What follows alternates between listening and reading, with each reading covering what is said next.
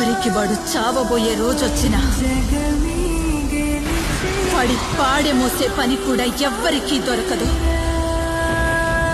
ఎందుకంటే సమాధి దాకా వాడి సొంత అడుగులే ఉంటాయి. ఆ రోజు 2 సంఘటనలు జరిగాయి. ఆ ప్రాంతం అంతమైంది.